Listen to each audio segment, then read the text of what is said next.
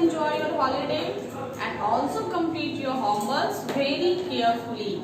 Okay, today we learn our next video, that is from English of class 3rd and lesson 4, and that is poem, and the poem name is The Water Cycle.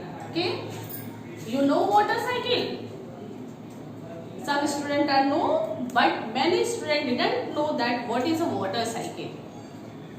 That is a poem. Okay, so its poet name is Helen H. Maury. Okay, ये एक poet है. इन्होंने अपने view को, अपने thinking को इस poem के थ्रू आप तक पहुंचाना चाहते हैं. मीन्स कि जब वो बच्चे थे तो वाटर साइकिल के बारे में क्या सोचते थे, वाटर के बारे में क्या सोचते थे. Okay, When I was young, I used to think the waters come from the kitchen sink. There is a word sink. Sink means to go down. Okay, जब पोएट यंग थे, ओके, तो वो क्या सोचते थे कि वाटर कहाँ से आता है, तो वाटर सिंक से आता है. क्योंकि जब भी एक छोटा बेबी घर में जब वो थोड़ा थोड़ा बड़ा होता है तो वो कहाँ से देखता है वाटर को आए हुए.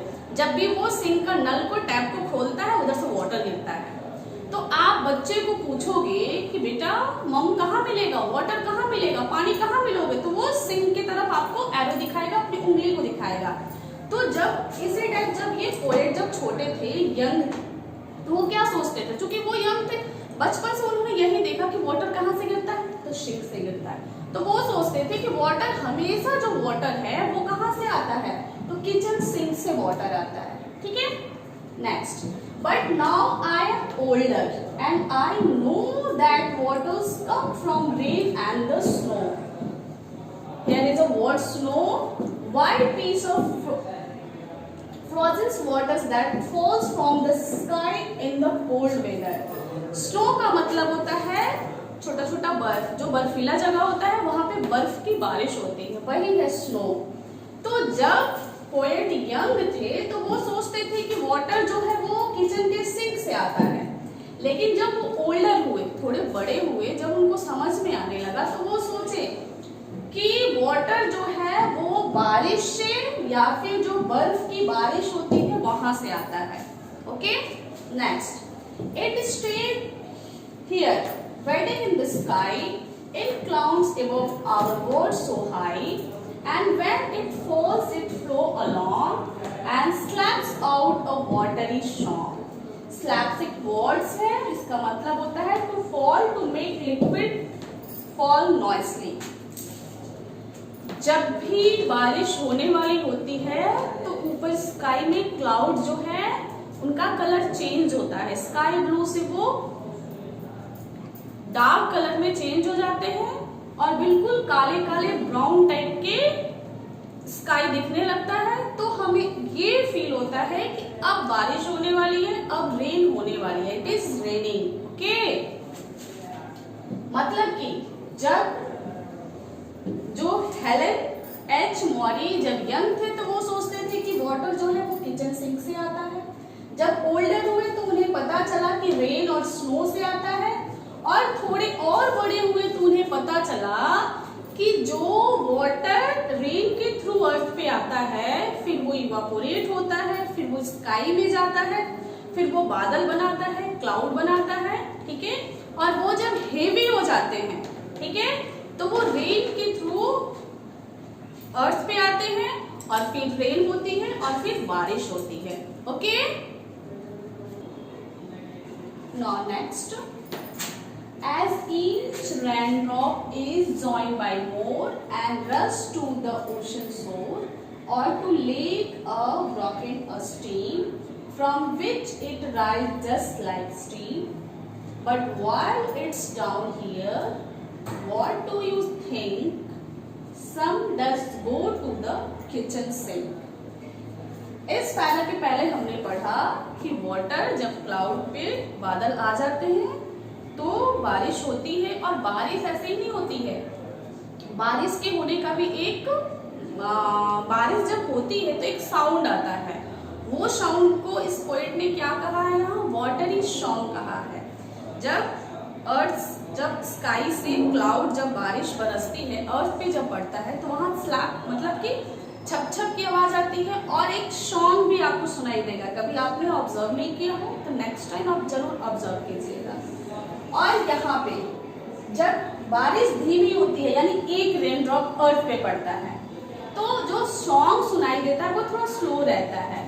फिर एक बूंद एक बूंद एक बूंद एक बूंद करके बहुत तेज बारिश होने लगती है और फिर उस समय सारे जो ड्रॉप होते हैं रेन के एक साथ मिल के अर्थ पे पड़ते हैं, वही हेवी रेन होती है। और उस टाइम आपको जो सॉन्ग, जो वाटरी सॉन्ग होता है वो सुनाई देगा, ठीक है। और वो सारे जो वाटर होते हैं, सारे जो वाटर होते हैं रस यानी भीड़ बना के कुछ वाटर ओशन में जाते हैं, कुछ पॉन्ड में जाते हैं, कुछ रिवर में जाते हैं और कुछ वाटर अर्थ के द्वारा एब्जॉर्ब करके अर्थ में चले जाते हैं, ठीक है। और वही वाटर फिर जब तेज धूप निकलता है तो अर्थ से या फिर वो पॉन्ड से या सी से धूप के कारण जब गर्म होके वो फिर इवापोरेट होते हैं, फिर क्लाउड में जाके वो फिर से स्काई में जाके वो फिर से बादल बनाते हैं और फिर बारिश होती है। इसी को बोलते हैं वाटर साइकिल, ठीक है। मीन्स की स्काई में क्लाउड हेवी हुए, बारिश हुई, बारिश का पानी अर्थ पे आया, कुछ वाटर आपके प्लांट ने लिया, कुछ पॉन्ड में गया, कुछ सी में गया, ऐसे ही करके सारे वाटर कुछ नाले में बह गए, कुछ नाले में स्टोर हो गए, कुछ गमले में स्टोर हो गए, ठीक है। फिर कुछ अर्थ ने उसको ले लिया, फिर जब धूप निकला फिर वो अर्थ के द्वारा एब्जॉर्ब किए गमले में जो पानी, जहां भी पानी स्टोर है वो पानी इवापोरेट होके फिर स्काई में जाके क्लाउड बनाते हैं, फिर बारिश होती है। यही प्रोसेस चलते रहता है, ओके। जब अर्थ में पानी नहीं रहेगा, धूप निकलेगा, वाटर एब्जॉर्ब नहीं करेगा धूप, बादल नहीं बनेगा, फिर बारिश नहीं होगी। इसलिए इस साइकिल को मेंटेन करने के लिए वाटर भी बचाना जरूरी है, ओके। सेफ वाटर हमेशा आप लोगों ने उसके थ्रू आपके स्कूल के द्वारा प्ले भी करवाया गया था, ओके। ये है एक छोटा सा पोएम, ओके। और लास्टली यहाँ पे पोएट कहते हैं कि जब वाटर रेन के द्वारा आता है फिर चला जाता है, जो ये साइकिल है वो कंप्लीटली चलते रहता है, तो लास्टली आप क्या सोचते हो कि क्या वाटर किचन सिंक से ही आता है या वाटर किचन सिंक के थ्रू ही जाता है? लास्टली पोएट ने आपसे पूछा है कि क्या आपने भी कभी ऐसा सोचा है कि वाटर जो है क्या वो किचन के सिंक से आता है? ये एक फनी पोएम है, ओके।